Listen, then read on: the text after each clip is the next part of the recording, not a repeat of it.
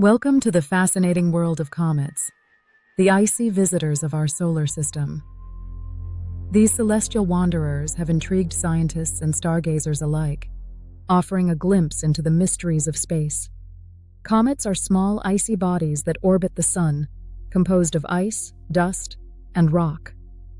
Often referred to as dirty snowballs, they are unique in their composition and behavior. Comets originate from the outer cold regions of the solar system, dating back to the early planet formation era. They preserve primitive material, offering insights into the solar system's beginnings. Comets are primarily found in two regions, the Kuiper belt, beyond Neptune, and the distant Oort cloud. These areas are home to short-period and long-period comets, respectively. A comet consists of several main parts: the nucleus, Coma, ion tail, and dust tail. Each component plays a crucial role in the comet's appearance and behavior. The nucleus is the solid core of the comet, made of ice, dust, and rock.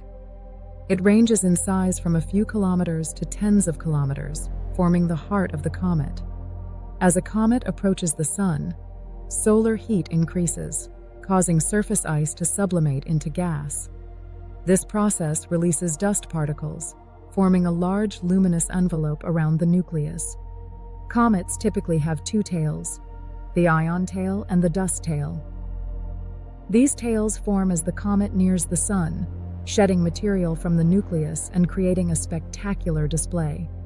Comet tails always point away from the sun due to solar wind and radiation pressure. These forces push the Coma and ion tail outward, creating the iconic tail formation. Comets are classified into two main types based on their orbital period.